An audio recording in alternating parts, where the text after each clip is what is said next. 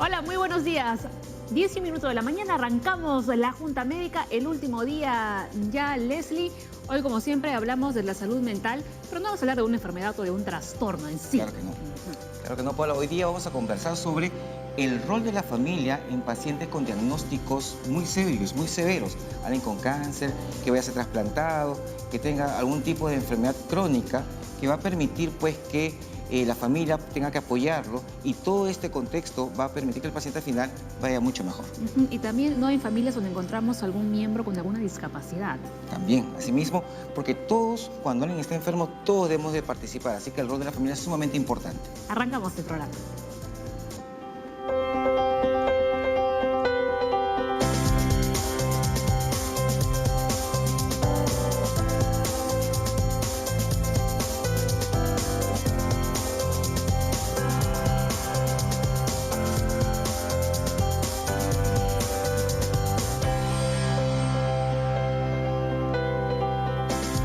Muy bien, y empezamos el programa enseñándoles estas camisetas que tenemos Leslie y yo. Ahora se las va a poner el doctor Leslie Soto en Claro que vivo sí. y en directo, porque el día domingo, atención, se celebra el Día Mundial de la Lucha contra el SIDA.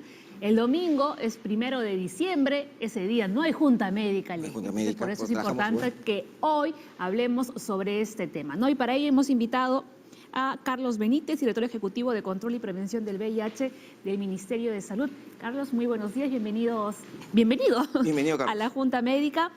El día domingo se celebra un año más, ¿no?, del Día Mundial de la Lucha contra el SIDA.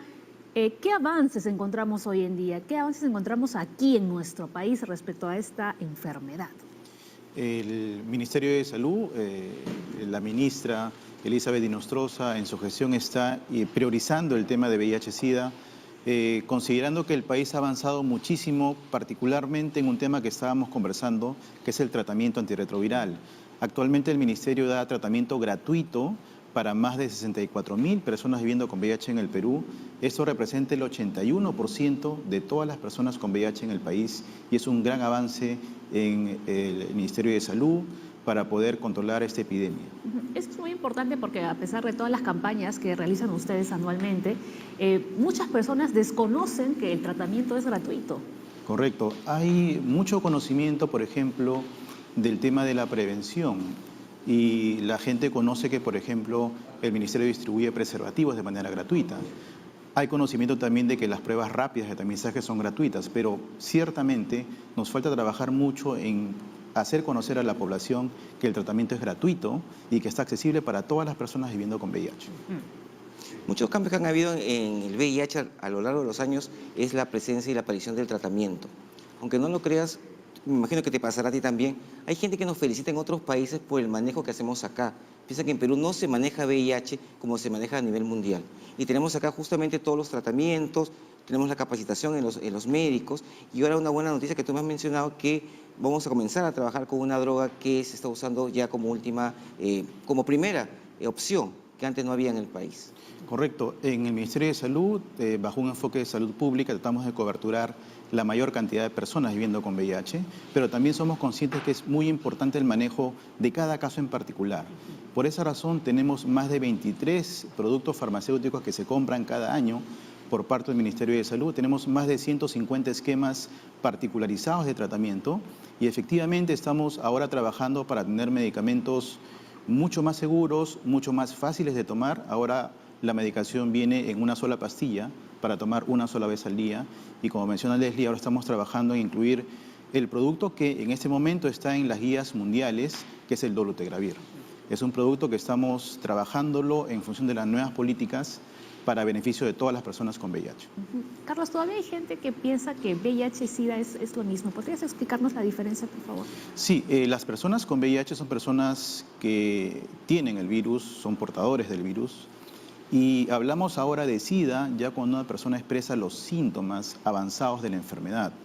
Por supuesto que ante el avance de las técnicas de diagnóstico, las pruebas rápidas, por ejemplo, ahora encontramos mucho más personas que se acaban de infectar o que están asintomáticas. Y eso es mucho mejor porque el diagnóstico oportuno evita las complicaciones relacionadas al VIH-Sida. ¿No? Y además con el tratamiento tan avanzado, ¿no?, que tenemos hoy en día aquí en nuestro país, realmente las personas con VIH tienen una vida completamente normal. Y la carga viral incluso llega a bajar mucho. A un nivel que se denomina Indetectable. Yo te cuento, Paola, cuando, por ejemplo, yo hice mi internado, fue en el año 97, no había tratamiento. Entonces, la expectativa de vida realmente de alguien con VIH era de 1 o 2 años máximo cuando ya tenías síntomas.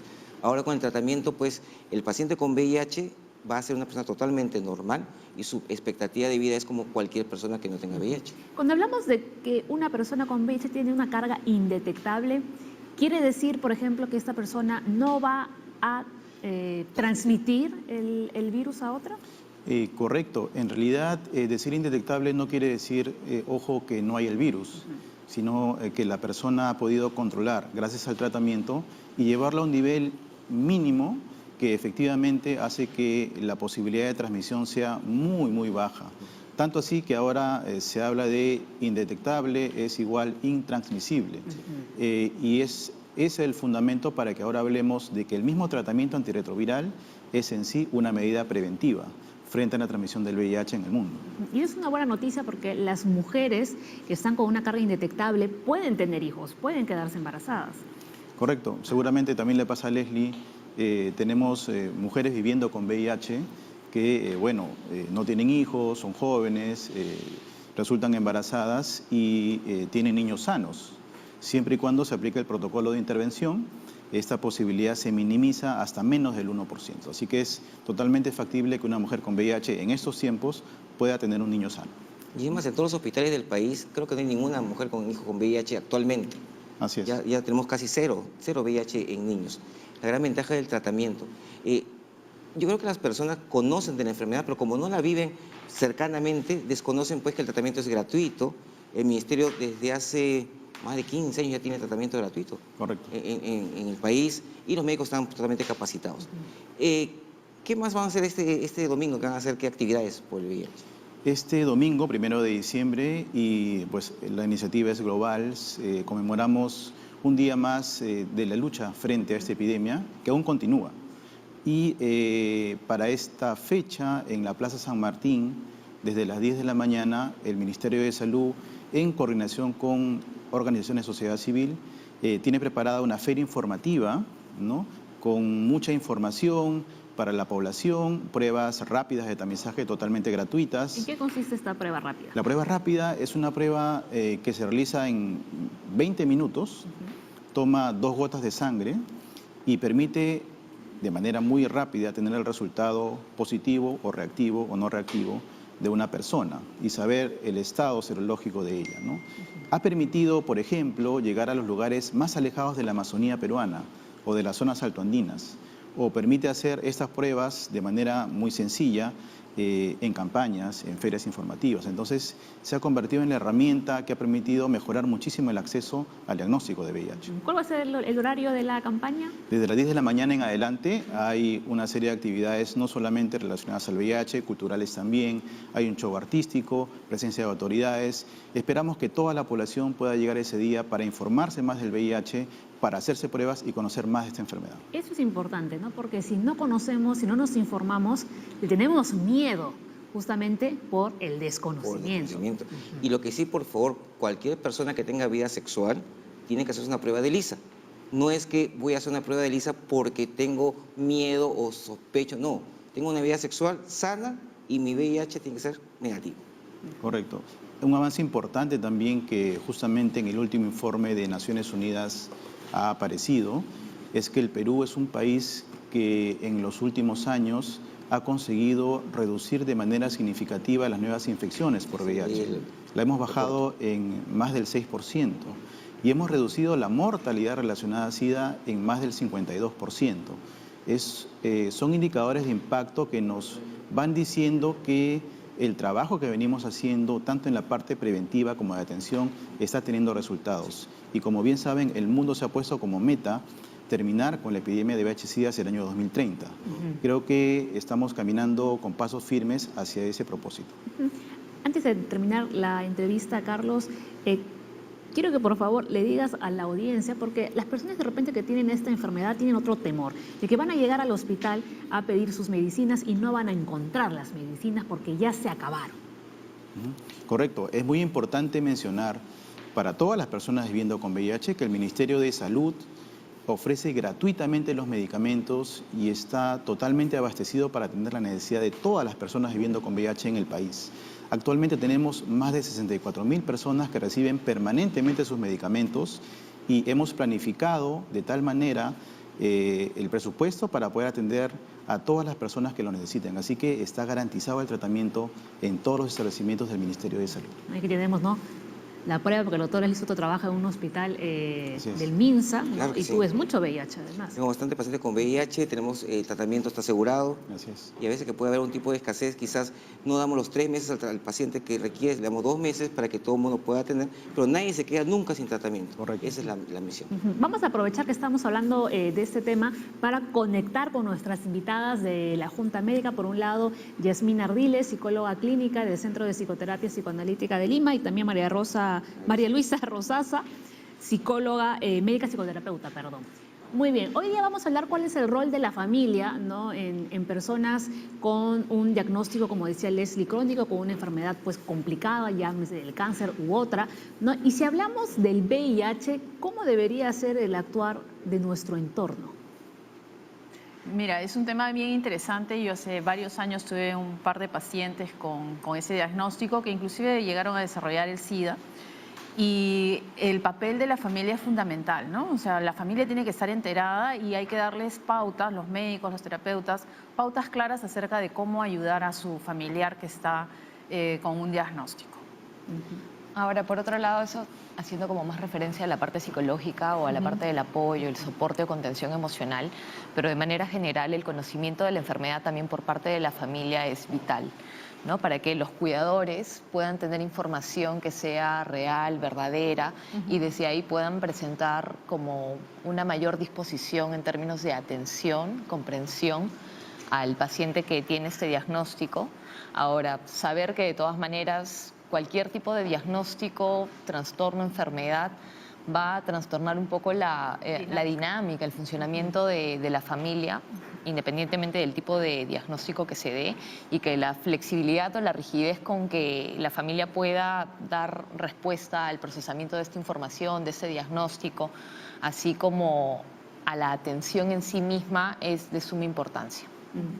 No, Leslie, o sea, si un paciente con VIH llega a casa, no vamos a quemar el colchón, no vamos a quemar las sábanas. Nada. Vamos a darles un cubierto, un vaso, no solo para esa persona. Claro que no. VIH Ajá. se transmite por sangre, vía sexual, fluidos sanguíneos, y las mamás que tienen VIH ya actualmente ya no están transmitiendo, pero era otra vía. No hay que quemar nada, uno puede tomar incluso un vaso de cerveza del mismo vaso con otra persona, que es algo, una costumbre acá en Perú. Sin embargo, recordemos que el paciente con VIH está protegido por la ley y la única persona que puede decir que tiene VIH es el propio paciente, nadie más.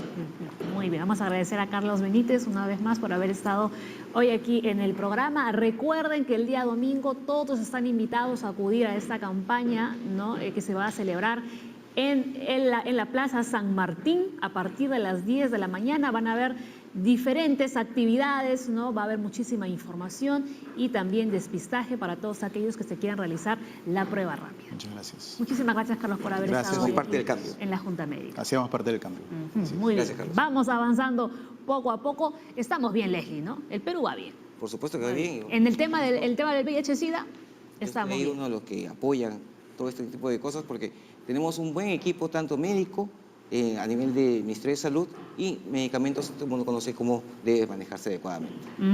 Muy bien. Bueno, vamos a dejar a nuestro invitado aquí un momentito porque nos vamos a trasladar, ¿no?, a la otra parte de la Junta Médica, pero antes vamos a hacer una pequeña pausa y regresamos con más.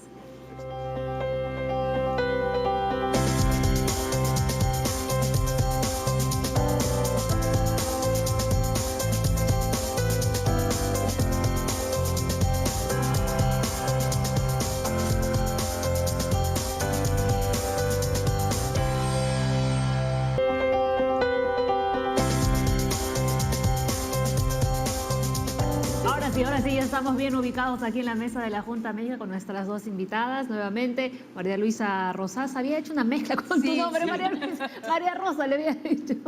Y Yasmina Ardiles, porque vamos a hablar del rol de la familia, ¿no? Cuando un miembro sufre alguna enfermedad o tiene alguna discapacidad. Por favor, ¿me pueden quitar? Que escucho a María Rosa, le escucho aquí Sí, yo también. a María Luisa. Muy bien.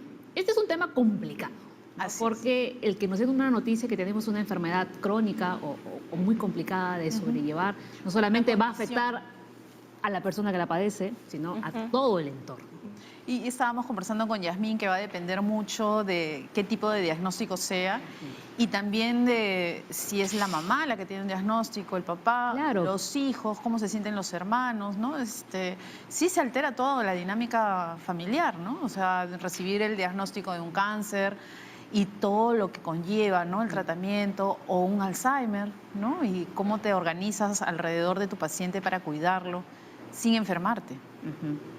Sí, lo que pasa es que, o sea, una vez que llega el diagnóstico es como la enunciación del momento de crisis, en concreto, ¿no? Porque va a desestabilizar, a desorganizar a la familia, tanto en los roles que tiene cada quien, porque, por ejemplo, si el diagnosticado es el proveedor o la persona que se encarga de la provisión en la casa, Claro, ¿qué hacemos va a ahí? dejar de funcionar en algún momento. Entonces, ¿qué pasa ahí? ¿Cómo se va a sostener esa familia en adelante?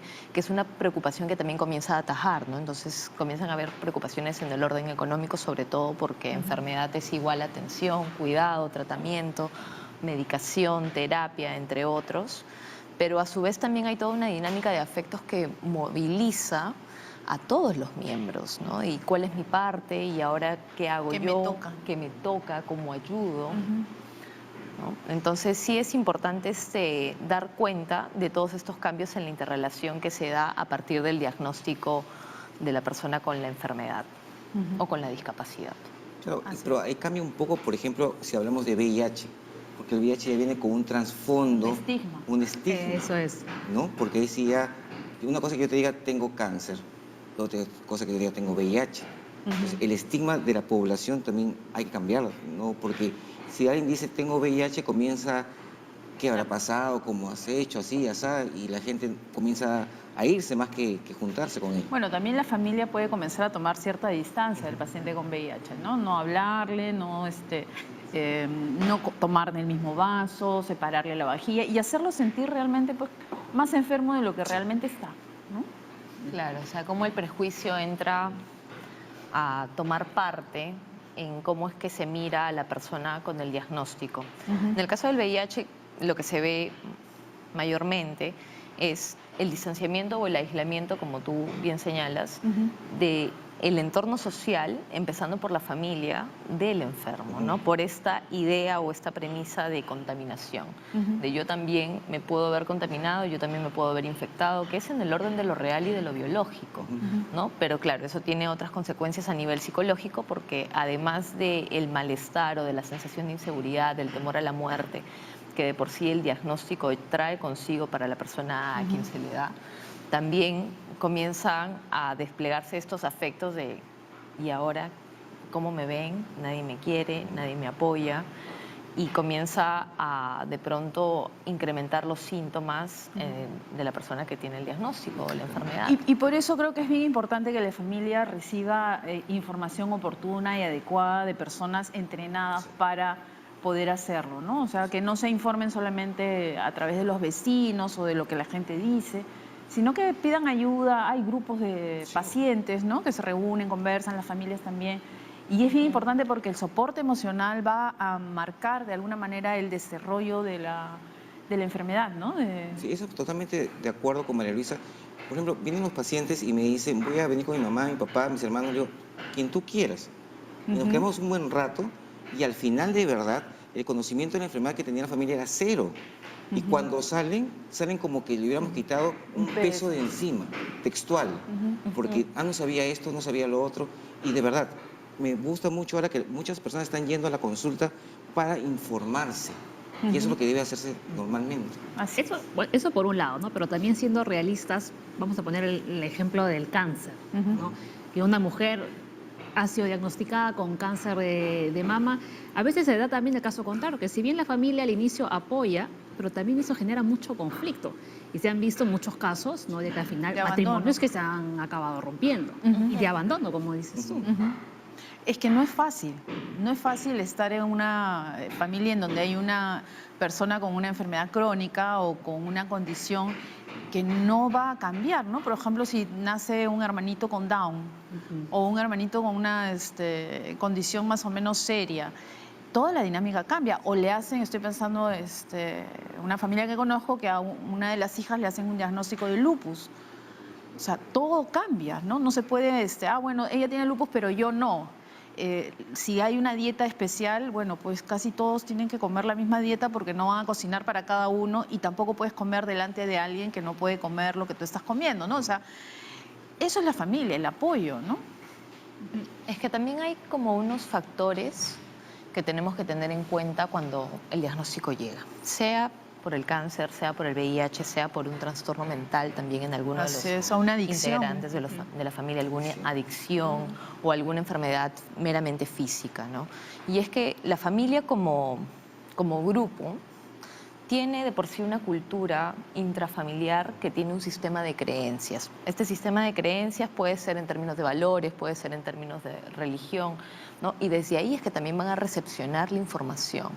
Por otro lado, otro factor que es importante es la comunicación familiar, ¿no? Que en términos de la información que se les entrega una vez que se da el diagnóstico, se puede ayudar a que la comunicación familiar, intrafamiliar, en relación a la enfermedad sea más fluida y también estas nuevas organizaciones de ¿y ahora cómo vamos a hacer? Tenemos que adaptar un espacio porque de pronto es una persona mayor que ha tenido una caída y es... Claro, ya no puede subir las escaleras. No puede subir las escaleras, ¿no? Entonces hay toda una movilización, no solamente de afectos, incluso también de espacios, ambientes. También influye mucho la etapa del ciclo vital de la familia, ¿no? No es lo mismo que de pronto yo reciba el diagnóstico de un familiar con cáncer a los 30 años que yo tengo al día de hoy o más, o de pronto cuando tuve 15 o a mis 35, 45, ¿no?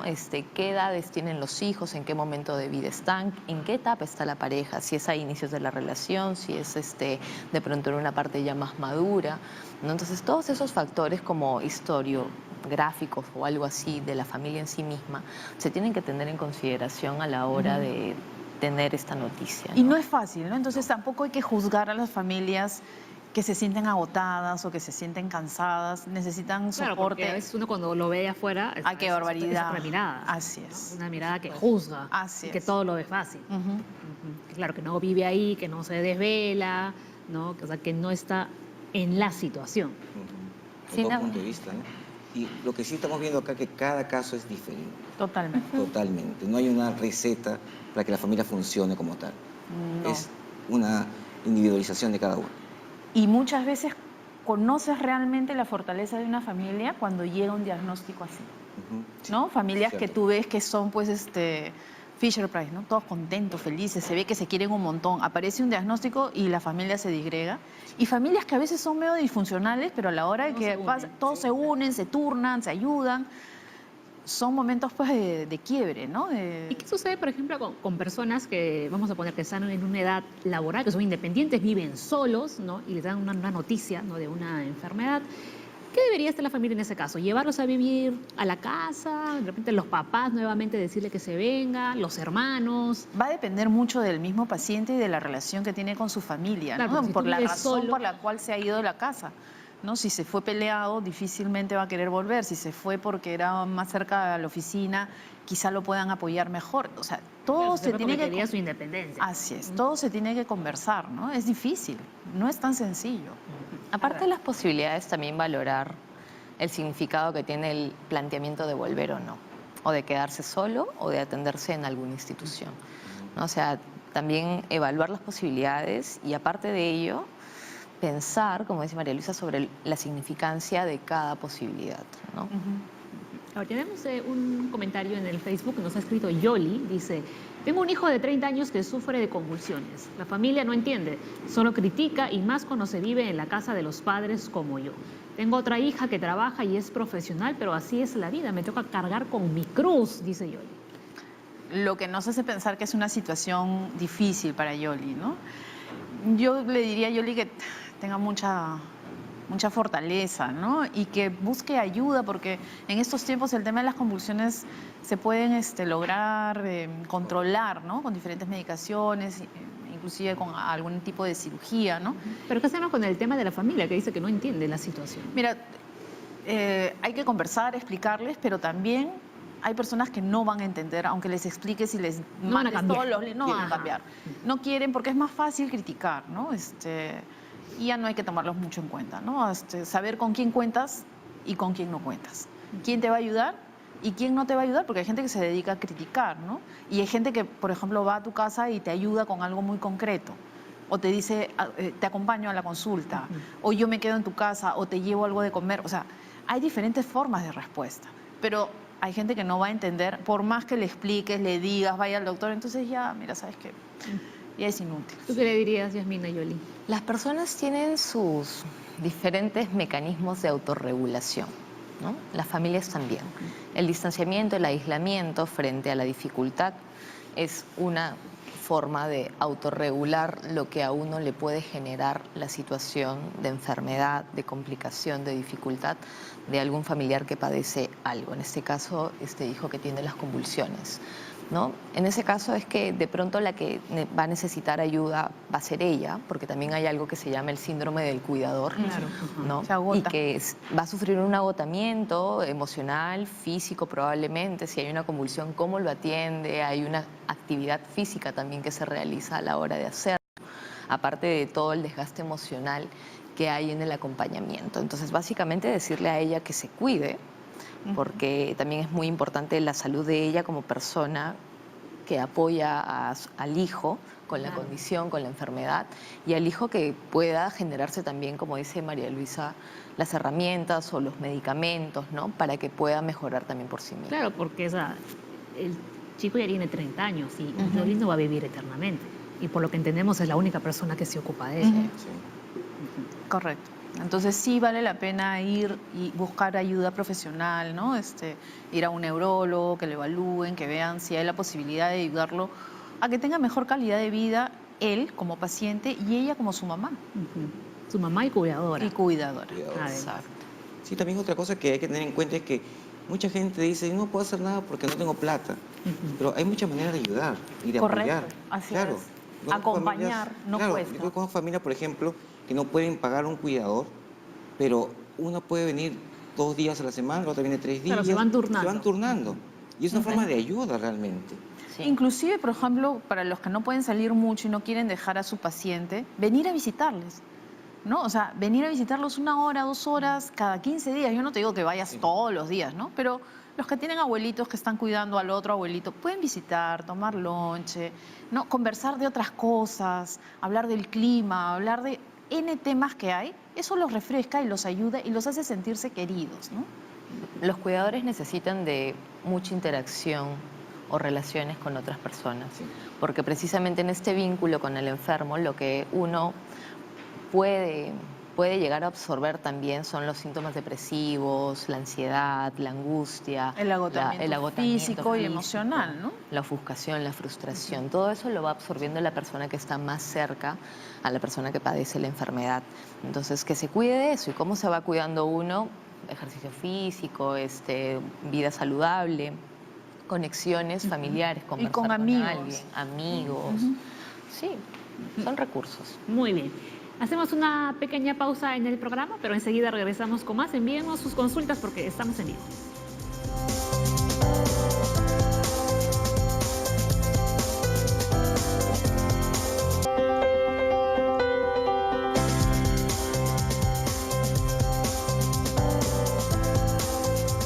Muy bien, continuamos aquí en la Junta Médica y atentos a este cuadro, porque ¿cuáles son los posibles signos de alarma de disfunción familiar? Enfermedad o síntomas en otros familiares, alteraciones emocionales en otros familiares, problemas familiares, conyugales o sexuales. ¿De acuerdo? No, aparece algo de eso, está la familia funcionando mal. Algo está funcionando mal, ¿no? A veces también existe, nosotros conocemos lo que se llama el paciente síntoma, ¿no? O sea, todos estamos bien menos él, pero todos colaboran para que él siga mal o ella siga mal, ¿no? Entonces, O sea, al revés. al revés, también hay familias que enferman a alguno de los miembros de su familia para sentir que son una familia, o sea, todo estaría perfecto si este no estuviera, ¿no? Que lo le oveja negra. proyectan, sí, y le proyectan todas las culpas, todas las cosas negativas, ¿no? O sea, y cuando esta persona comienza a mejorar, tú comienzas a notar en el resto que también tienen sus cosas locas, ¿no? Y es más, muchas veces son el resto los que sabotean el tratamiento para que el paciente síntoma siga siendo el paciente síntoma. Es que también la familia encuentra un modo de interacción. Claro, y hay de un tema. relación. Hay un tema en común, Ajá. ¿no? Que los junta, que los congrega. Claro, no es de manera intencional, esto es de una manera profundamente inconsciente y sin que se den cuenta, que probablemente sale a la luz después de que van a terapia un poco, de que hay otros señalamientos a partir de las citas médicas, ¿no? Y también hay mucha ambivalencia afectiva, ¿no? No solamente en relación a este paciente síntoma, sino como los posibles signos de alarma de la disfunción familiar, ¿no? Que yo, ¿cómo me siento frente a esa persona que cuido, pero que también se frustra y me trata mal a pesar de que lo cuido, ¿no? Entonces uno comienza a tener una confusión de sentimientos todo el tiempo, aparte del desgaste de que ya hemos hablado, ¿no? Has tocado un buen tema, Yasmín, porque a veces pensamos que si, como él está enfermo, ¿no? Tiene carta blanca para decir y hacer lo que quiera. ¿Debemos dejarlo? No, porque hay un concepto que se llama ganancia secundaria. Entonces, en la medida que yo obtenga beneficios en mi enfermedad, obviamente no me voy a querer sanar, ¿no? Voy a continuar en la misma línea porque estoy enfermo. Entonces, no me digas nada que me va a dar el patatús.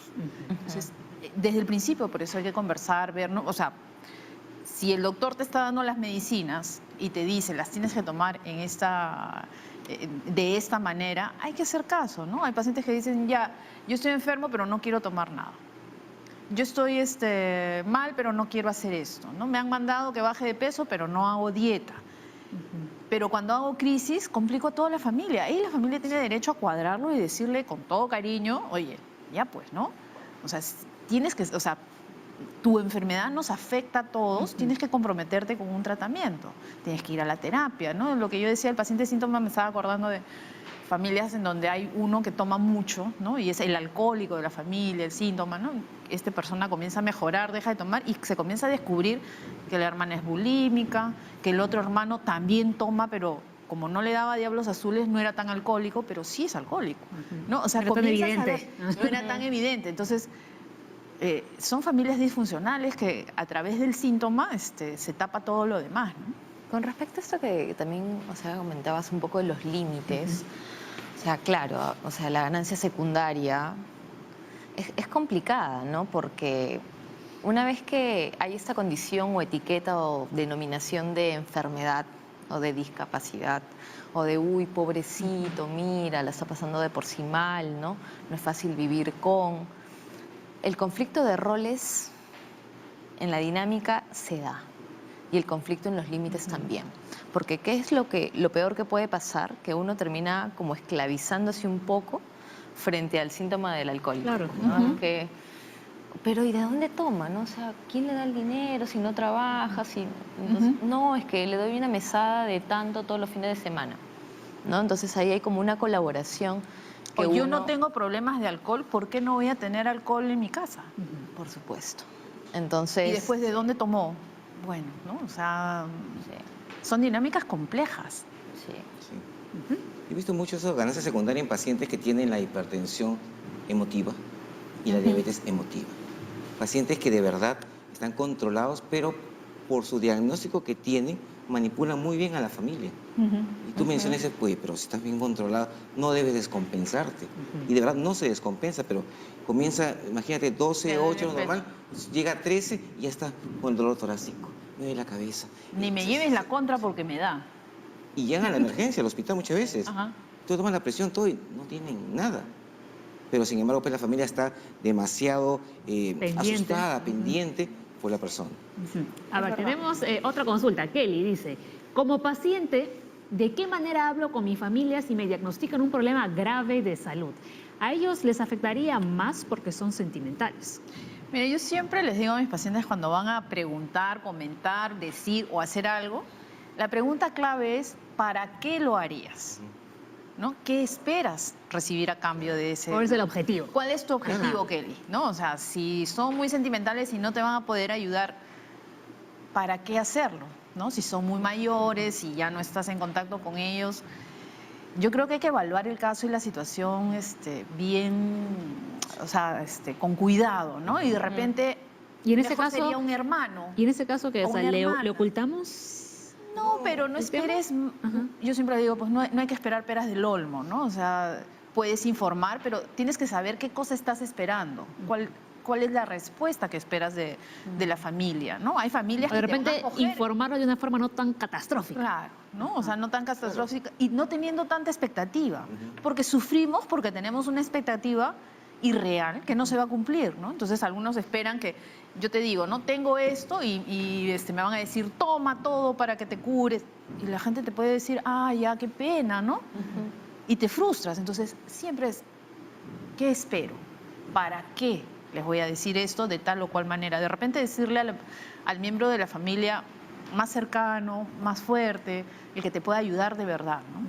Quizá pensar en el momento, o sea, en qué momento también el paciente está preparado para entregar esta información a los otros, porque también tiene que haber como un proceso previo De de hacer asimilación. conciencia, aceptación, de asimilar el diagnóstico, ¿no? Pero yo solo desconfiaría un poco de la última oración, ¿no? A ellos les afectaría más porque son sentimentales, porque hay como una especie de infravaloración de qué es lo que puede hacer el otro, cómo puede resolver, qué está capacitado para hacer en torno a lo que a mí me pase, ¿no? Que también no, o sea, tratando de ver las cosas con igualdad.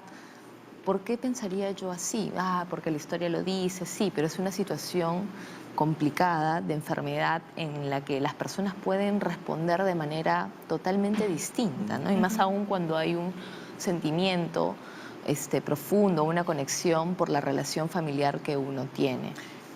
Pero depende bastante, porque si en la historia familiar, cada vez que le cuentas un problema, ponte a tu mamá, después tienes dos problemas, tu problema y tu mamá, tienes que pensar bien, ¿no? ¿Para qué?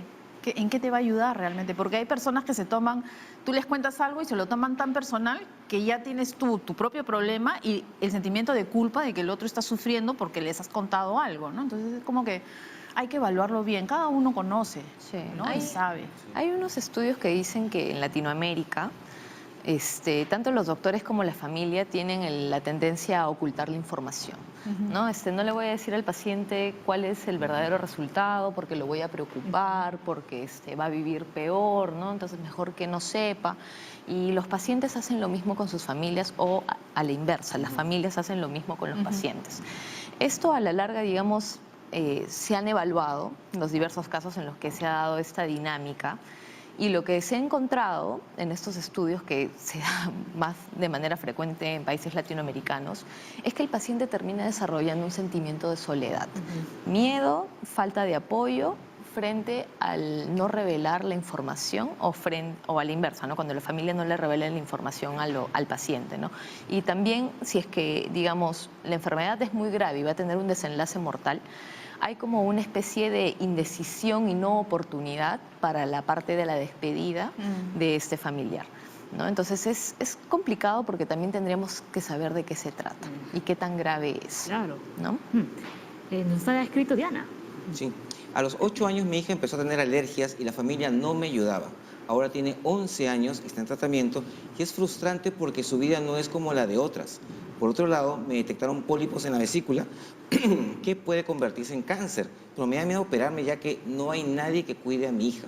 ¿Qué me aconseja? Bueno, tiene que hacerse un buen estudio para ver si efectivamente los pólipos en la vesícula son una prioridad quirúrgica. Siempre hay alguien que te ayude, ¿no? A veces no es la familia, sino lo que se llama la familia de elección, que son tus amigos.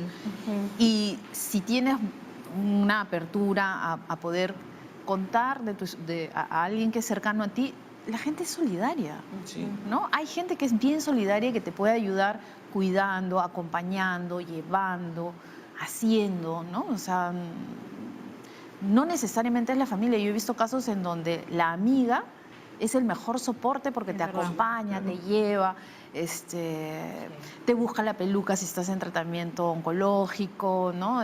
Te lleva a tatuarte las cejas o a ponerte o sea, sí hay personas, Claro ¿no? que Entonces sí. hay que ayudar. Ahora, cuando dice Diana, ¿no? ¿Es frustrante? Sí, pues es frustrante porque si tiene una alergia severa, alguna vez lo hablábamos acá, ¿no? Hay que fortalecer emocionalmente a la niña para que o sea, no se sienta como una enferma. Tiene una condición que tiene que cuidar porque, bueno, pues así le tocó, ¿no? Y la familia no me ayudaba. Bueno, en verdad, si bien la familia debe ser un soporte, no todas las familias son como uno espera que sean, ¿no? Eso es cierto. Sí, y muchas veces la ayuda no llega porque uno no la solicita, ¿no? Porque precisamente piensa que no hay nadie que cuide, ¿no? Que no hay alguien para uno, que también muchas veces es producto del aislamiento de la propia enfermedad, ¿no? Entonces uno comienza a sentirse más solo Sí. de lo que realmente está. Y otra cosa también que se puede desligar de acá es que está muy sola ella. ¿Sabes por qué? Porque los pólipos en la vesícula sí se pueden convertir en cáncer, pero de acá a unos 20 o 30 años. O sea, no es mañana ni pasado. Y entonces como que ya se le vino todo el mundo a la pobre en ese momento porque no tiene en quién apoyarse. Bueno, las fantasías suelen ser peor que la realidad, por eso es que hay que preguntarle a los expertos cómo es y cómo va a funcionar, cómo es la situación, ¿no? Claro. de la cirugía. ¿Es así? A Una ver. consulta, chicas. ¿Creen ustedes que hay algún momento para poder comenzar a contarle a alguien que tenga una enfermedad? Me explico. Por ejemplo, yo que veo VIH. Al paciente con el VIH, cuando recibe la noticia, muchas veces se queda en shock. Le explicas el tratamiento antirretroviral, le explicas todo el rollo normal de la vida y no te entendió nada. Porque está en shock. Está en shock. Claro. Ajá. Entonces, en ese momento se va a la casa. ¿Puede en ese momento comenzar a contarle a la gente o a alguien No. de confianza? Primero Claro. tienen que procesarlo e incorporarlo, introyectarlo, ¿no? O sea, es hacerme la idea de que esto es así y no va a cambiar, porque es diferente cuando te dicen, bueno, usted tiene tifoidea, bueno, tomo mi antibiótico y me va a pasar, no va a quedar ninguna secuela, no va a pasar nada.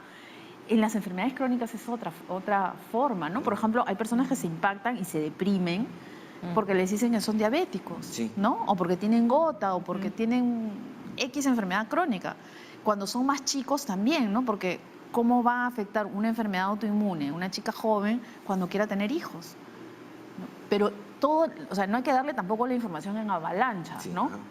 De a pocos, y lo que va asimilando y va entendiendo y va conversando. Los grupos de pacientes son de mucha ayuda, ¿no? Porque tú ves a pacientes que tienen el diagnóstico hace 20 años y siguen vivos y hacen sus cosas, estudiaron, trabajaron, o sea, Que han pasado por lo mismo que vas a pasar tú. así es, ¿no?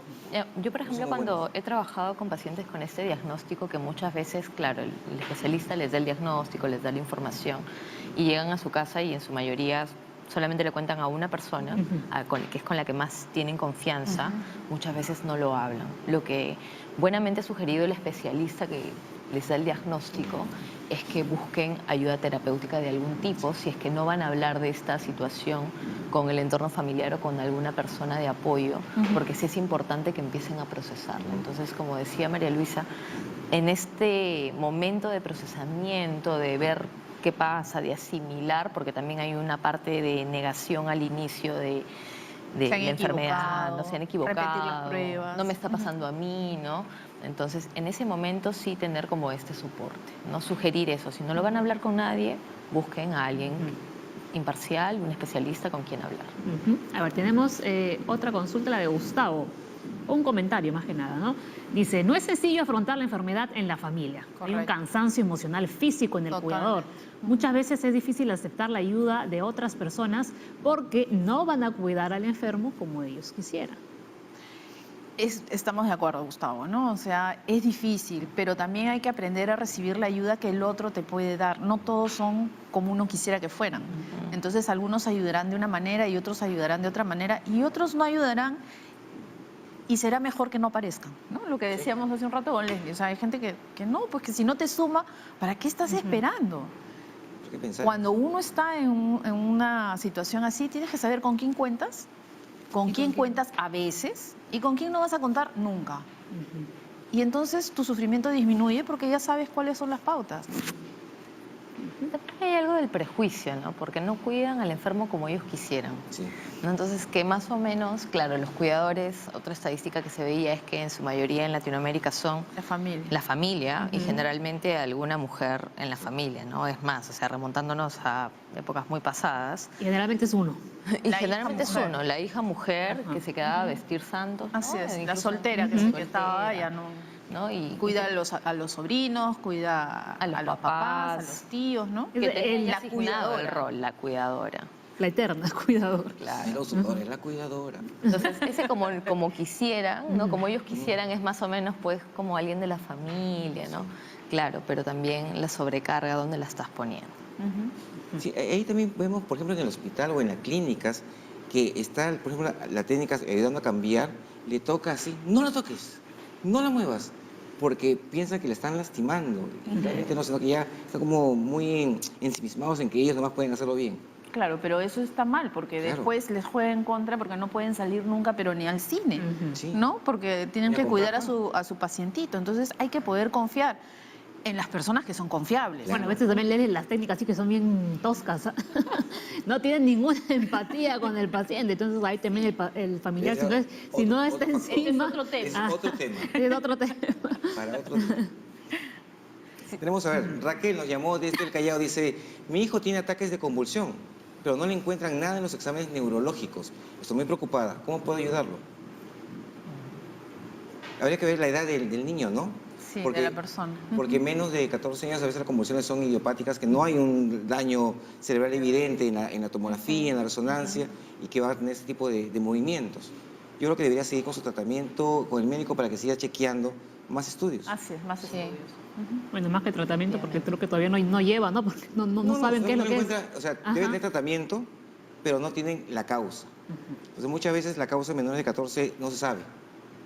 Tiene una alteración que no se ve en la tomografía y que tiene que estar, pues, siguiendo adelante. Y más bien que no se preocupe mucho del diagnóstico, porque si no encuentra nada malo, o sea, no hay un tumor, no se preocupe. Más bien hay que preocuparse que el tratamiento esté funcionando nada más. A ver, Carola, nos llamó desde San Miguel. Sufro de epilepsia, pero desde hace 13 años no tengo episodios. A mi hijo le dio una crisis cuando tenía 14 y con el pasar de los años no le dio más. Mi otro hijo de 9 tiene los síntomas de convulsión. ¿Cómo detectarlo? ¿Cómo puedo ayudarle? Evaluación por el neurólogo. Claro, Es una consulta más médica. sí. Pero miren, la convulsión también es un problema familiar, ¿ha visto? Cualquier Porque hemos enfermedad. recibido varias consultas, Sí, además, de justamente sobre ese tema. Es que la enfermedad convulsiona a la familia. Sí, La exactamente. enfermedad convulsiona a la familia, ¿no? O sea, y si bien estamos hablando de cosas un poco más crónicas, no es el simple, ¿no? Pero digamos, una operación como de rodilla, como de pronto una vesícula, ¿no?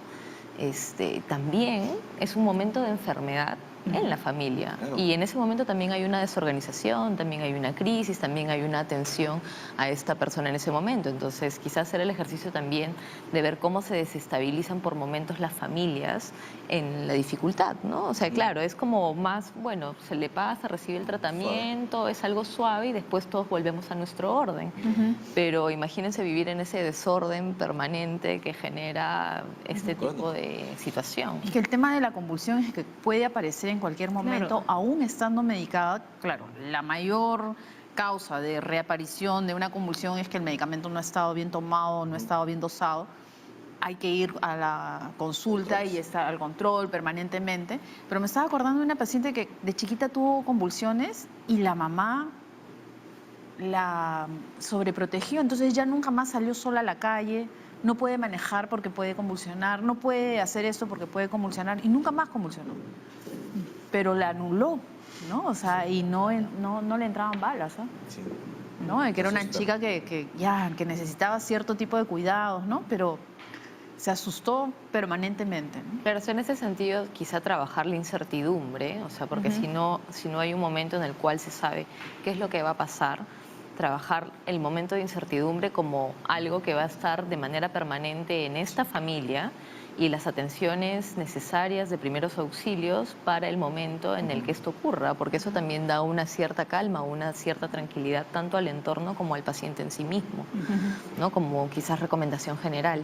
Claro, porque acá, por ejemplo, sería yo podría convulsionar en cualquier momento una cadenita con un teléfono para que llamen a la casa, ¿no es cierto? Para que puedan ayudar a esa persona. Una en el forma momento de que pueda ocurrir, identificarlo. claro. Exacto. Vamos a continuar hablando, ¿no?, sobre este tema, pero vamos a hacer un pequeño paréntesis, ¿no, Leslie? Porque no nos hemos olvidado de los animales aquí en Junta Médica. Ustedes recordarán que cuando empezamos el programa dijimos que los animales importaban aquí en la Junta. Y por eso Aura nos ha hecho una nota, ¿no?, sobre mascotas sanas, dueños Dueños sanos. sanos. También, ¿no? Parte 2, porque ya hicimos una parte número 1. Ya, vamos a Con ver, mis gatos. vamos a ver la segunda parte y lo vamos a comentar también aquí con nuestras invitadas. Con-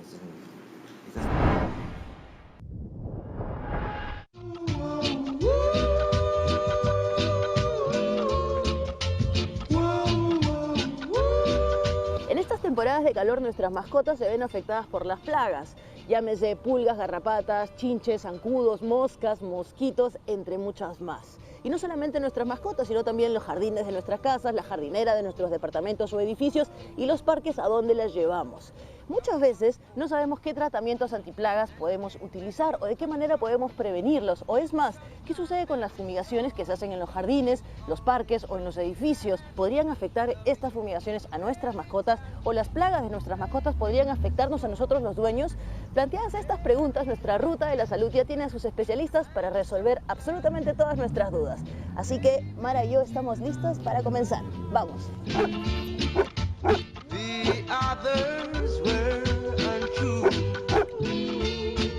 Samantha, ahora que se vienen estas épocas de calor, ¿cuáles son las plagas más frecuentes en nuestras mascotas? Bueno, las más frecuentes son pulgas, garrapatas y los ácaros de la sarna sarco. Incluso hay perritos que se les pegan los mosquitos y hay perros que tienen cierta alergia a la picadura de mosquitos. Son muy poquitos, pero sí.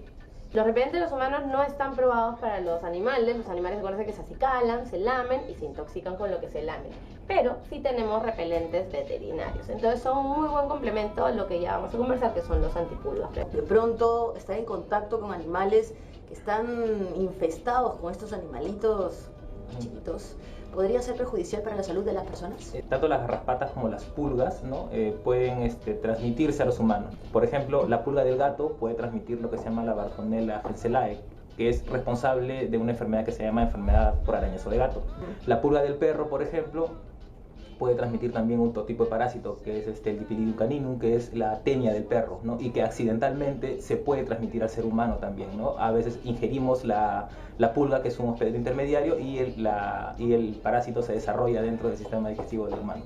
Es importantísimo, Samantha, que los dueños observen a sus animales todo el tiempo, que los paren revisando. Y a veces nos olvidamos de hacerlo por la premura del día a día y el trabajo. ¿Qué actitudes, qué comportamientos debemos observar en ellas para decir, yo creo que algo anda mal? Bueno, lo primero es que obviamente pican. Y al picar van a causar incomodidad, van a causar picazón y bueno, dermatitis y otras cosas. Ahora, el perro no solamente se rasca con las uñas, se rasca lamiéndose, se rasca con los dientes, hay caída de pelo o hay pelos como cortados o van a haber zonas babeadas de lo que se está rascando, la piel roja, ronchas y sobre todo las zonas que no tienen pelo, que son las axilas, la ingle o la pancita, van a ver todas esas zonas bastante rojas. Las garrapatas no sé dónde se hospedan. Normalmente se hospedan en lugares calientes, entonces los lugares calientes son alrededor del cuello, las orejas y entre los deditos.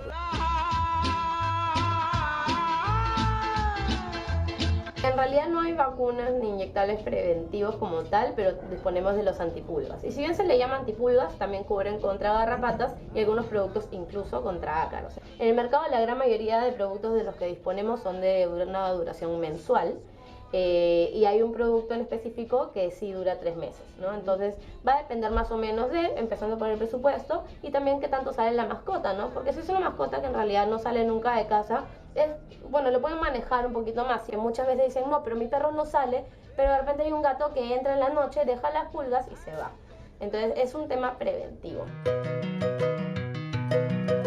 Estas sustancias que se le aplican a los perros o a las mascotas en general podrían afectar a niños en general o a las personas. Es poco complicado en realidad que suceda porque tendría que tener un contacto demasiado cercano con mucosas más que todo, ¿no? Porque a través de la piel es muy extraño que suceda, a menos que sea un paciente hipersensible a ciertas sustancias, ¿no? Pero no suele darse mayormente ese tipo de patologías. Bien, y para complementar esta ruta de la salud que se ha enfocado en plagas caseras que pueden afectar tanto a nuestras mascotas como a nuestros jardines, estamos con el especialista, el ingeniero Julio Guillo, que nos va a contar qué ¿Qué plagas son las más frecuentes ahora que el calor se viene? Principalmente hay pulgones en el brote de las plantas, en los brotes nuevos de las plantas. Hay gusanos provenientes de los huevos que depositan las polillas, las mariposas en el jardín, caracoles, de hormigas, son los que dañan más. ¿Cuáles son los químicos más frecuentes y también si estos químicos pueden llegar a ser nocivos para la salud tanto de las personas como de las mascotas? Hay una gama de agroquímicos para poder controlar plagas y enfermedades. Para pulgones hay aficidas específicos, para gusanos hay productos insecticidas específicos, para enfermedades fungosas. Siempre hay que primero hacer un buen diagnóstico en el jardín y ese diagnóstico tiene que hacer un técnico, un especialista, un agrónomo, para que pueda ser dirigida esa aplicación. No puede ser aplicar cualquier cosa para matar cualquier cosa. Es tóxico, ligeramente tóxico o muy tóxico. Muchas veces tenemos que fijarnos siempre si está aprobado por el Ministerio de Salud o no está aprobado. Las fumigaciones en los jardines, en los parques, en los edificios, estos químicos que se utilizan podrían afectar a nuestras mascotas. Definitivamente, las mascotas tenemos que recordar, de repente nosotros no lo sentimos porque estamos a cierta altura del suelo, pero ellos están ahí nomás. Entonces todo eso tiene ciertos olores que pueden ser bastante irritativos para ellos, ¿no? Para la zona nasal. Y además ellos en verdad paran así tirados en el suelo y tienen todo el tiempo el contacto. Hay un montón de perros y gatos que comen pasto y se acaban de fumigar. En realidad el fumigador es el que se va a encargar de, según el producto que he utilizado, determinar cuánto tiempo el animal debe estar fuera de casa. Animales y niños, de todas maneras los bebés, ¿no? Me imagino que ese ya es un tema de Eric. Son compuestos a los que llamamos organofosforados, ¿no? Que son unos compuestos especiales, ¿no? Que justamente matan ácaros, pulgas, ¿no? Garrapatas, diferentes tipos de insectos. Estos productos se absorben a través de la piel y pueden producir reacciones que incluso pueden llegar hasta ser fatales, ¿no? Si es que no se actúa a tiempo y si es que no se reconoce el cuadro de intoxicación a tiempo. ¿Qué pasa si nuestras mascotas ya han ingerido, en el caso de fumigaciones, estas sustancias, estos químicos? ¿Cómo podemos reaccionar? Un perro que de repente empieza a tener diarrea, cialorrea, que es el exceso de salivación, temblores, movimientos involuntarios de los ojos, y en realidad nosotros como dueños no podemos hacer mucho, no debemos hacer mucho. Hay una costumbre por ahí de darles aceite, de darles leche, en realidad eso no ayuda para nada, al contrario hace que el veneno se quede más tiempo en el cuerpo. Lo que tienen que hacer es inmediatamente llevarlo al veterinario. Cuando se fumiga, en menos de 24 horas ya se han difuminado en el ambiente, ¿no? Ya no tendrían por qué generar ninguna reacción, pero a veces puede ser de que no suceda así. En todo caso, hay que saber reconocer síntomas tempranos, ¿no? Salivación extrema, ¿no? Cialorrea, que le decimos nosotros cuando se produce demasiada secreción en la mucosa oral, ¿no? Broncorrea, cuando hay muchas secreciones respiratorias, no se puede respirar adecuadamente. Fasciculaciones, que son como una especie de temblorcitos en grupos musculares específicos, como unos temblores, ¿no? Incluso la lengua también empieza a temblar. Lo más importante es llevarlo a un centro de emergencia para darle la atención debida, porque puede ser fatal. Cuando se trabaja por un técnico que conoce sobre agroquímicos, no debe suceder nada, porque los agroquímicos están destinados para matar bichos, ¿no? Entonces esa dosificación es una dosificación muy baja, como para matar a un perro o a un gato. Normalmente los perros o gatos se ven afectados por una sobredosis, por un descuido del que está manipulando el producto. Ingeniero, muchísimas gracias por toda la información que nos ha brindado. Creo que va a ser valiosa para poder estar mucho más entendidos sobre estas plagas que pueden venir y cómo tratarlas y que no terminen siendo perjudiciales para la salud de nuestra mascota o de nosotros mismos. Y por eso le voy a pedir que en relación a todo lo que hemos conversado nos dé 3 recomendaciones mirando exclusivamente a esa cámara. Cuando se realicen, después del diagnóstico, las fumigaciones, recomendar a los dueños de los jardines de que las mascotas deben ser retiradas. Si tienen jardineras, macetas, plantas pequeñas, en los departamentos principalmente, si se les presenta un problema fitosanitario, le hagan una limpieza manual. Un pedicure, un manicure a la planta es suficiente antes de hacer una aplicación de un agroquímico que muchas veces no se sabe cómo manejar. Mucho cuidado si es que vamos a utilizar algún tipo de agente para fumigación, ¿no? Saber identificar automáticamente los signos de alarma, como dije, ¿no? Alguna reacción extraña, algo fuera de lo común, lo más importante, lo más rápido posible a un centro de salud de emergencia para poder tomar las medidas necesarias. El gato no es un perro chiquito, son productos diferentes, no le vayan a poner una antipulgas de perro al gato porque se puede terminar intoxicando y tener un desenlace fatal. Lo pongan con la frecuencia que se debe poner, ¿no? Normalmente son mensuales, entonces se debe respetar eso y además ponérselo a todos los miembros animales de la casa, perros y gatos, no solamente al que está presentando la dermatitis.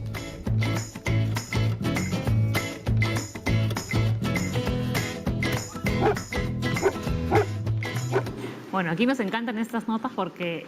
¿Tú tienes perro, Leslie? No. No. Por Pero ahora aquí no. nosotras tres. Uy, sí. Y tengo tres gatos y un Ajá. perro. 3 gatos y un perro, un gato y un perro. Dos perros.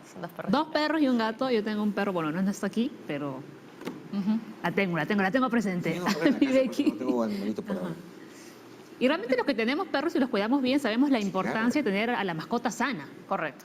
¿No? Es bien importante que estén desparasitados, que tengan sus vacunas al día, ¿no? Hay que cuidarlos. Estabas Son comentando algo de las tener pulgas, que las pulgas no vuelan. Las pulgas no vuelan, la gente cree que si se acerca a un animal las pulgas le van a saltar, no es tan cierto.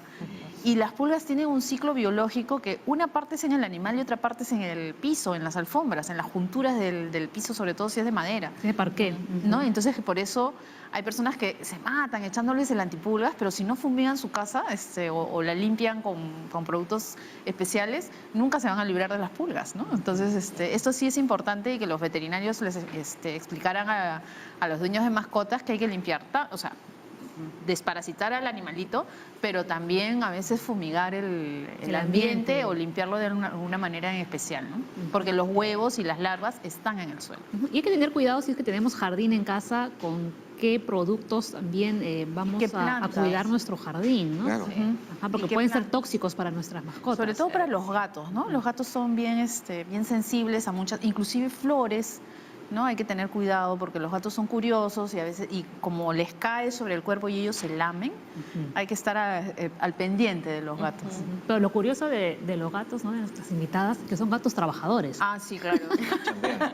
chambeadores, porque Sí. están con ustedes en las consultas y los pacientes a veces piden que estén los gatitos ahí. Yo veo chicos a partir de los 12 años, ¿no? Y a veces suben corriendo, mi consultorio está en un tercer piso y me dicen, Luciano, yo quiero que esté Luciano, ¿no? Y los papás me dicen, no sé si viene por ti o viene por el gato, pero bueno, no importa, viene y vienen contentos, ¿no? Sobre todo por Luciano, que es el más sociable, que es un persa gris hermoso y él entra a la consulta Todo rico. y se queda pues toda la mañana echado ahí, Relajado, ¿no? él. Entra un paciente, sale otro paciente y él sigue durmiendo. En el caso de Yasmín, el gato exige estar en la consulta. Llora. Sí, a veces hay que preguntarle al paciente si puede entrar o no, pero sí, mi gato es terrible. Y tiene, no sé, un sexto sentido, ¿no? Porque sobre todo Luciano y Mergo, que es mi gata negra también, hay pacientes a los que siempre están ahí cuando llegan estos pacientes, como si supieran que le toca a fulano o a mengano, que son especialmente gatunos, y están ahí y entran, ¿no? A la consulta. Me da risa porque entra el paciente, entran los gatos y entro yo cerrando las puertas, la mampara, y todos se acomodan y... Va a poner su caja también del gato para que le ponga Sí, ahí también parte de le la cae. consulta, Sí, dice. claro que sí. Tocar. Sí ayudan, porque... Y es algo que a veces nosotros recetamos, ¿no? A las familias, porque la mascota les da un punto de unión a las familias que no son muy conversadoras o no tienen ¿no? ¿Qué tal te fue? Bien. ¿Y qué tal el colegio? Ahí, ¿no? Claro. Sí. En cambio, si hay un gato, si hay un perro, el perro hizo esto, comió esto, jugó, mira, te mando la foto. O sea, Claro, es un tema de conversación del día a día. Sí. Ajá, es verdad. Me Es están verdad. diciendo que no me olvide de mis periquitos australianos. Ah, a ver. Lo bueno es que Tiene no tengo perro, mascota, no tiene tengo perro y mascota. gato, pues, ahorita. Claro, yo he preguntado perro y gato, pero no había hecho mascotas. Me han mandado acá. Claro. No te olvides tus periquitos ¿quién? australianos. ¿Tu periquito te ha Sí, me he escrito? escrito acá. No los Ha estoy olvidando. tecleado el periquito de la casa. Piqueado, con su piquito. A ver, nos vamos a la pausa. Seguimos conversando, ¿no?, sobre el rol de la familia ante la enfermedad y la discapacidad. Pero tenemos una consulta, Leslie. Sí, tenemos una consulta de Nelver. Dice, tengo un niño de 2 años que tiene síndrome de West y está en tratamiento que es muy costoso y ya no convulsiona. ¿Cuáles serían las secuelas? ¿Cómo ayudarle? Eso lo vamos a ver ahora tras la pausa. Regresamos.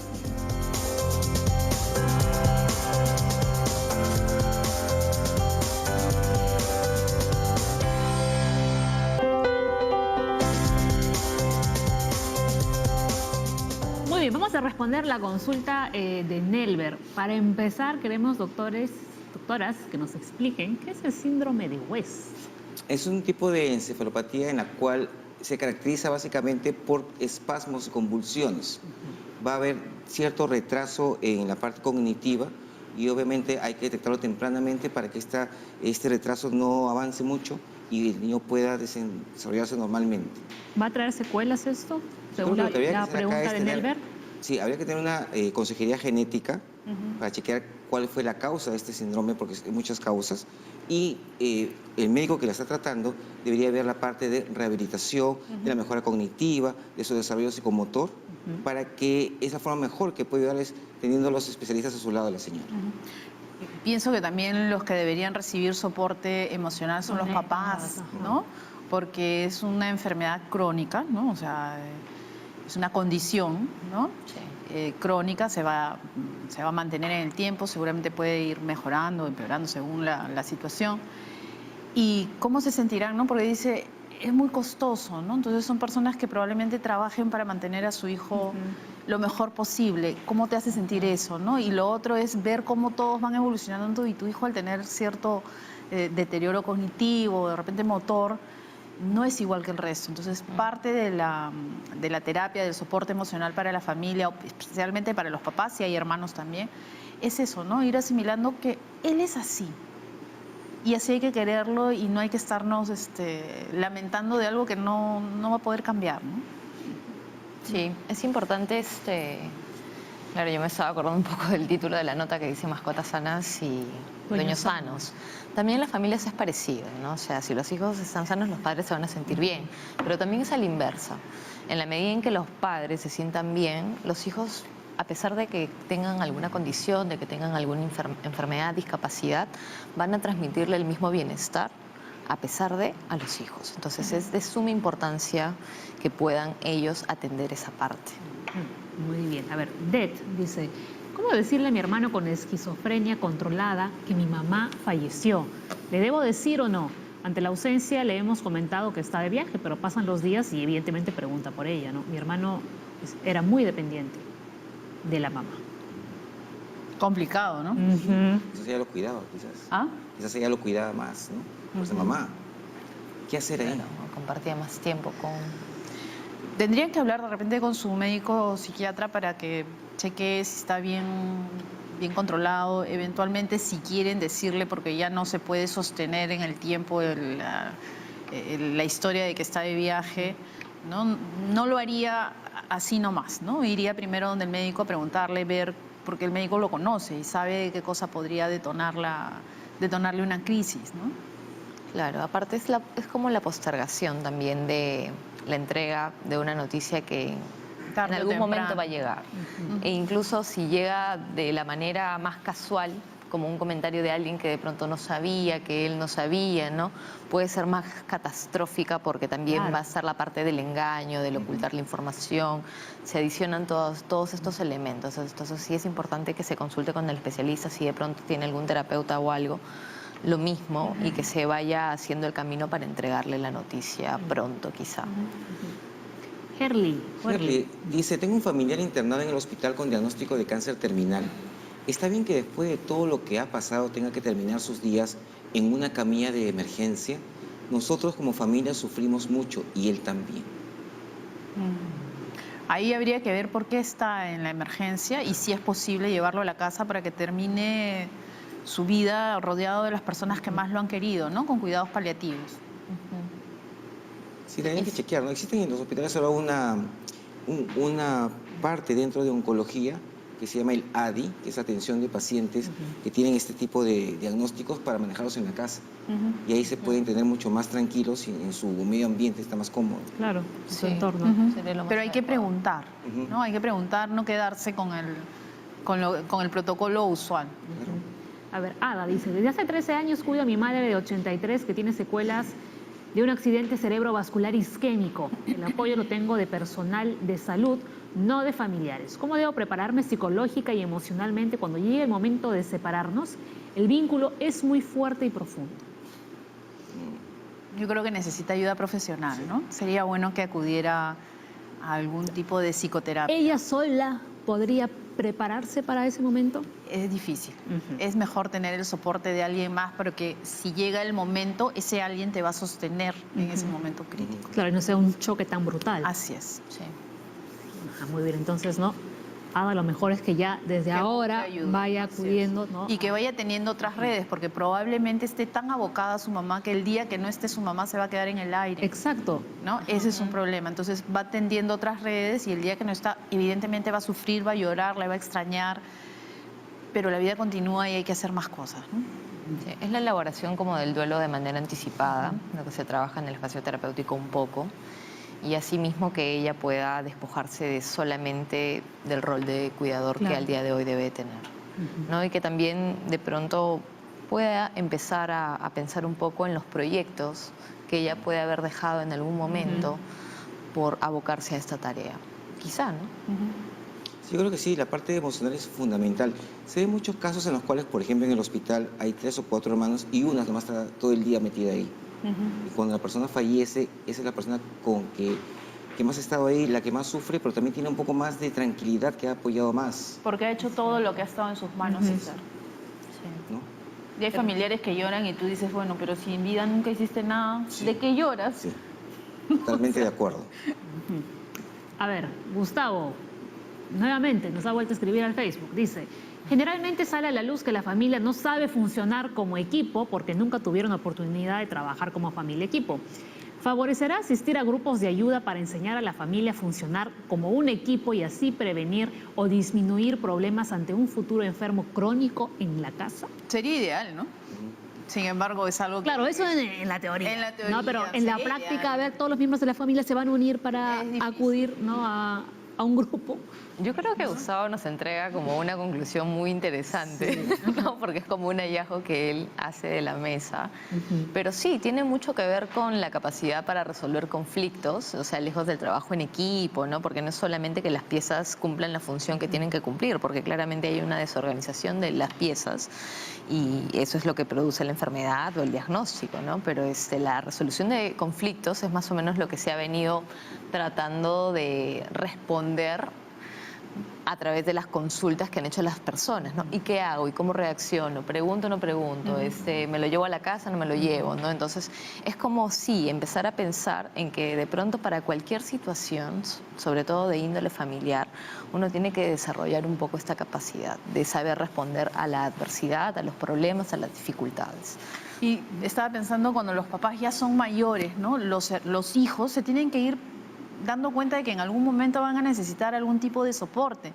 Y no puede ser tampoco como que, oh, me impacto y nunca pensé que iba a cumplir 85 años y necesitar mi ayuda, ¿no? O sea, hay que prevenir, hay que ir viendo, hay que ir, antes de que se caiga, poniendo pues las cosas en la casa, ¿no? Haciendo las Quitando adecuaciones, alfombras, quitando ajá. alfombras, poniendo mejores luces. Agarraderas. Las agarraderas en la ducha, ¿no? Dar algún tipo de indicaciones.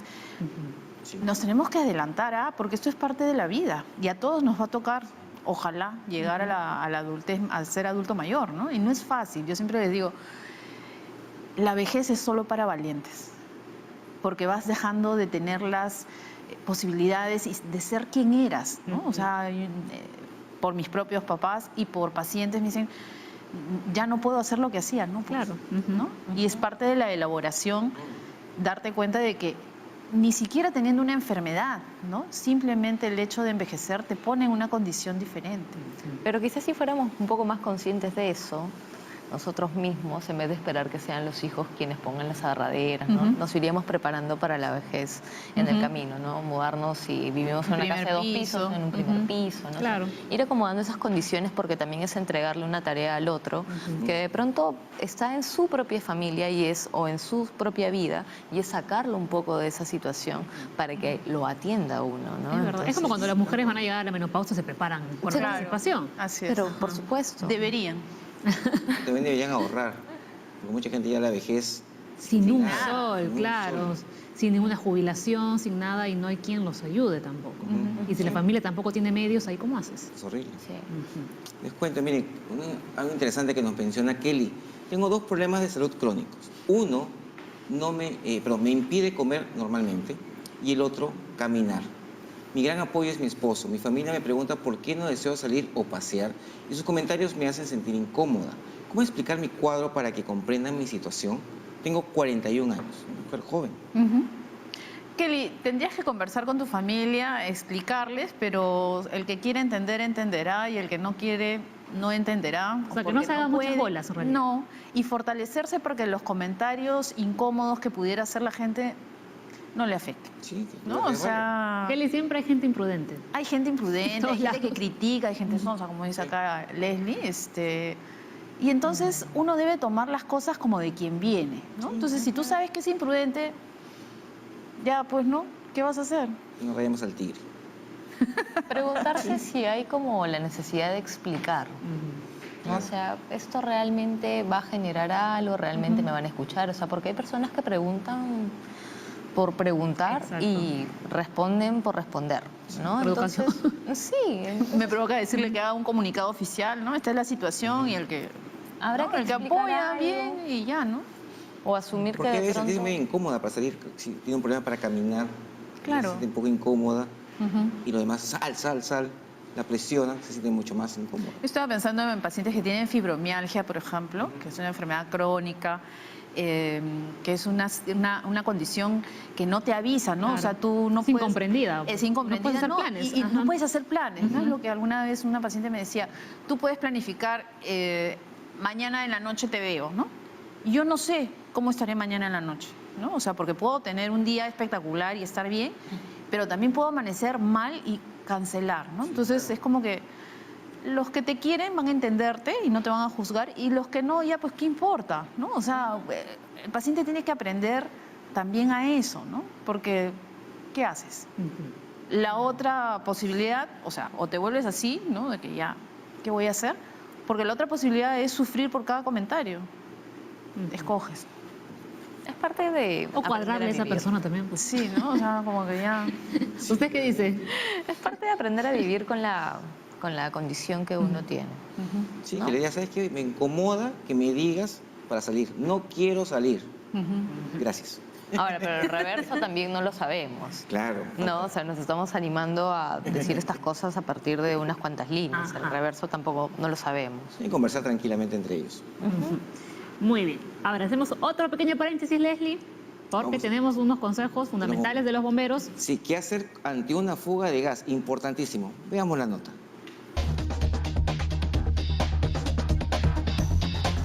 Junta Médica ya está con los bomberos para estar siempre informados y alertas. Hernán, cuéntanos, en el caso de una fuga de gas, ¿qué es lo que debemos hacer y no hacer bajo ninguna circunstancia? Vamos a poner dos escenarios, en el que sea mi casa en la que encuentro algún tipo de olor a GLP o el gas que estamos usando en la cocina. Lo primero que tenemos que hacer es abrir las puertas y ventanas. ¿Para qué? Para que ese gas vaya saliendo de mi departamento, de mi casa. Lo otro que debemos hacer es salir a un lugar ventilado y llamar y activar el sistema de emergencias, en este caso los bomberos, al 116. Muchas veces las fugas de gas no puedes controlarlas tú. Entonces, como no las puedes controlar, deben venir los bomberos con un equipo como el que ven, en el que les va a proteger. Aparte tenemos un equipo que se llama EPRA, que nos va a proteger contra los gases y diferentes tipos de químicos. Y con él vamos a poder entrar a tu departamento, a tu casa, vamos a poder verificar o evaluar cuál es la situación y vamos a poder controlar las fugas.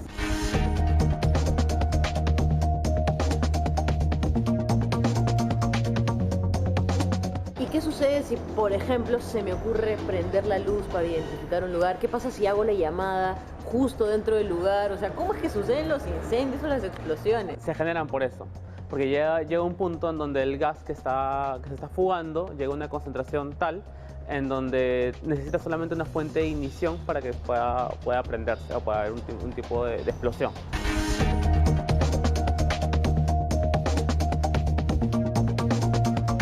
Por eso les dije que cuando van a llamar al sistema de emergencias salgan a un lugar ventilado.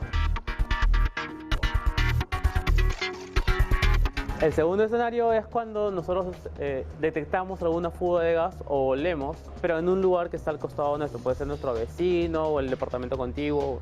Entonces ahí lo primero que tenemos que hacer es tocar la puerta del vecino para ver si hay alguien ahí también. Mientras tanto, se puede llamar también al conserje o al administrador del edificio y saber si tiene el número de teléfono de esa persona. También preguntarle a la persona de recepción si es que están esas personas ahí y juntar toda esa información. ¿Por qué? Porque cuando lleguen los bomberos lo primero que van a preguntar es, ok, ¿cuál es el departamento? Sí, pero también hay personas dentro. Lo otro que es importante también es decirle a las personas de recepción o portería qué es lo que está pasando y dónde está pasando, ya que muchas veces llegamos a las emergencias, el portero dice que nunca le han dicho nada, acá no está pasando nada, nos demoramos porque llamamos de nuevo a la central, pero tranquilamente el portero nos ha podido indicar por dónde es, abrirnos la puerta lo más rápido posible y llegar también a la emergencia.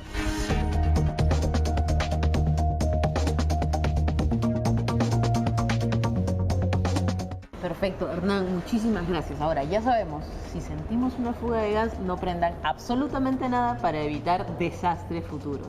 Gracias nuevamente, esto fue Los Bomberos con Junta Médica. Chao.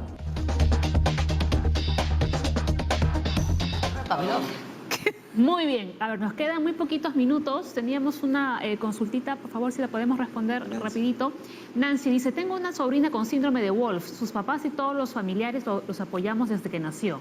Ya tiene 9 años y no habla ni camina. ¿De qué manera puedo explicarle a mi hijo de 6 años sobre esto? Él siente celos porque dice que a ella la queremos más.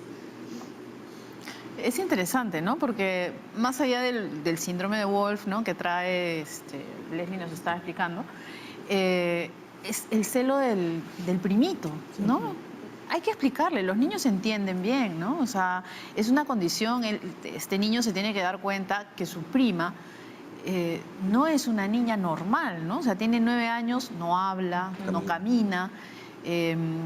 Hay que explicarle que el cuidado no significa que yo quiera a alguien, que yo cuide a alguien, no es en detrimento de mi cariño ni mi cuidado para otro, ¿no? O sea, todas las mamás que tienen algún niño que tiene que ir a la terapia con algún tipo de discapacidad, tienen que poderlo hablar con los hijos y los hijos, bueno, tendrán que irlo asimilando poco a poco, ¿no?